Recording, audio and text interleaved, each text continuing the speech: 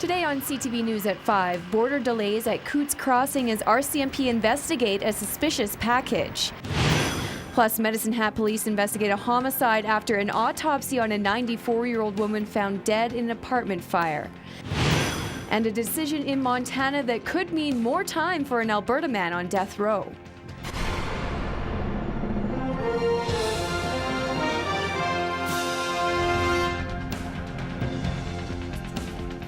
Hello. The Coots border crossing is closed to traffic after someone dropped off a suspicious package. The package was delivered to Coots Crossing around 1:30 this afternoon. The port was immediately shut down while border officials and RCMP were called in to investigate. Although the port is closed, the building has not been evacuated. Terry Vogt is following this story in Coots and joins us on the phone now. Terry, how is this affecting those who are hoping to head south for the weekend?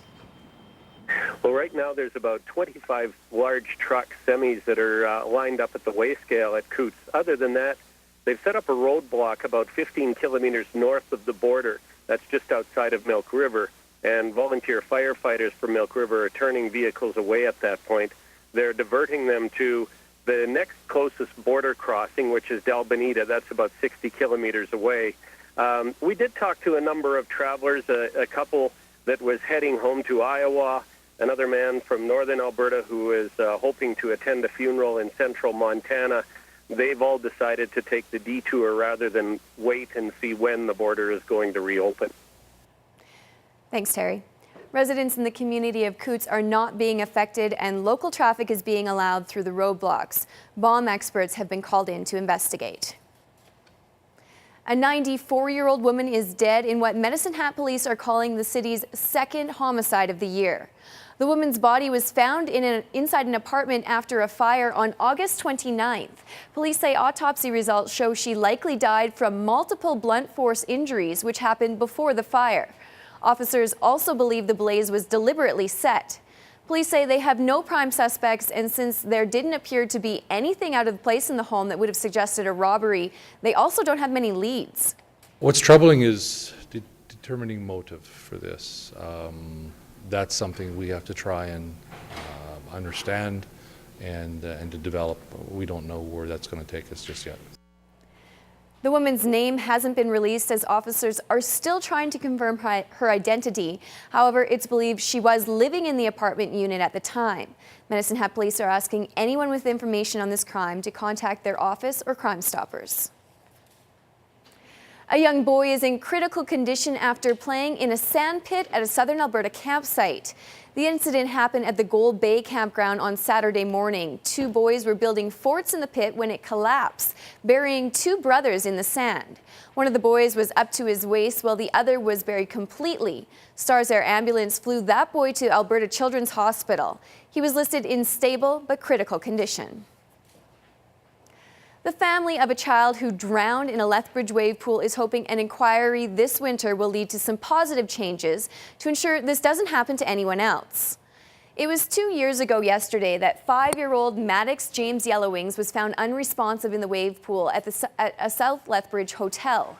The little boy and a dozen family members were at the water park for an early birthday party for an older brother. Lifeguards pulled the child from the wave pool after he was spotted by his grandmother. A week-long public fatality inquiry is scheduled to get underway December 13th in Lethbridge Provincial Court.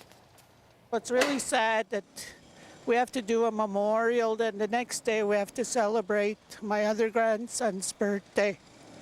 And we don't want this to ever happen to any other children because it's so hard on the families to deal with because he was so carefree and loving and just a real happy little boy. Family members say at the time of the tragedy, they were unaware that life jackets were available for small children. They say life jackets should be stored in a location that's open and accessible to parents. An Alberta man on death row in the United States for 30 years has scored a minor legal victory. A Montana judge declared the state's method of execution unconstitutional. The American Civil Liberties Union filed a lawsuit 4 years ago on behalf of Ronald Smith. It argues the lethal injections Montana uses are cruel and unusual punishment. Smith was sentenced to death in 1982 for killing 2 men. He's awaiting a ruling from Montana's governor on whether he will be granted clemency.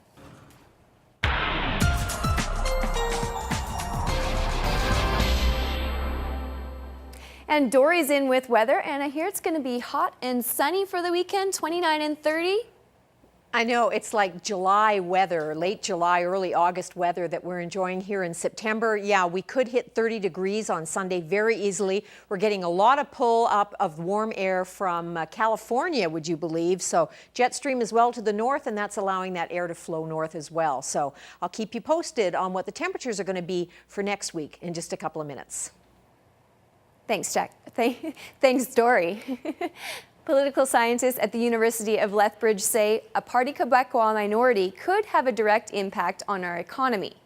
Dr. Peter McCormick says separation will be front and center on the minds of Canadians, and the outcome will likely affect investors' perception of Canada. On Tuesday, Premier-elect Pauline Marois eked out a narrow minority government win and has promised her province will separate from Canada. The Prime Minister says the Parti Québécois election victory means Quebecers have voted for change, but not for separating from Canada. Dr. McCormick says that uncertainty could hurt the Canadian economy. It's not terrific news because whatever you as an outside investor thought about Canada last week, you're a little more concerned this week because there is a government in a major province in the country which is pledged to take that province out of Canada. You take that with a grain of salt. Most of that is noise, but it's not all noise. Therefore, you hesitate. That hesitation costs us money. Marois has vowed to demand control over employment insurance and power over foreign aid, culture, and social programs. She's already begun the process of quashing a proposed tuition hike to university students. While religion may be on the decline, it seems that many Canadians still want to read and talk about it. A new ebook by University of Lethbridge trend-tracking sociology professor Reg Bibby is turning into a hot download. The book is titled A New Day. Dr. Bibby says it contains much of the information he's compiled about religious trends over the years, including findings outlined in his 2011 publication, Beyond the Gods and Back. In less than 8 weeks, the ebook has been downloaded by more than 8,500 people and passed on to another 20,000 computers and e-readers. We really have a story to tell based on the good information that now is available. And so, again, it would be a real tragedy to simply be keeping this to myself or simply putting it into academic journals where it's read by just a handful of people. A lot of people don't realize that when an academic, for example, writes a book, very often an academic book maybe will have sales of under 500. Dr. Bibby has been monitoring Canadian social and religious trends since the mid-1970s. Over the years, he's written 12 best-selling books. The ebook can be downloaded free of charge from his website, regbibby.com. The old saying, one man's trash is another's treasure, is the driving force behind the city's first Reuse Rendezvous. The event runs all weekend and is aimed at reducing the amount of large items that end up in the landfill. The city's waste and recycling department is encouraging residents to place any items they don't want but think someone else could use in front of their house tonight and mark them for free. Over the weekend, people are invited to cruise the streets and help themselves to any of those free items. Absolutely, yeah. A lot of items go there that could be used 3, 4, 5 times over. So we're hoping to give many things in Lethbridge a second or third life. The landfill deals with about 160,000 tons of waste and recycling each year. Residents are reminded they'll need to bring in any items that aren't picked up, as the city won't be collecting them. For more information on the program, visit the city's website at lethbridge.ca. Members of the Lethbridge Regional Police, RCMP, and the Alberta Sheriffs are putting themselves in jail this weekend. This is it, 30 hours of my life. I'll never get it back. All for Special Olympics. 3 officers will spend a total of 30 hours in a makeshift jail outside either the North or South Lethbridge Walmarts. It's part of an annual fundraiser called Free the Fuzz. They're asking people to make a donation to Special Olympics to help bring them down. The event will also include barbecues at both locations.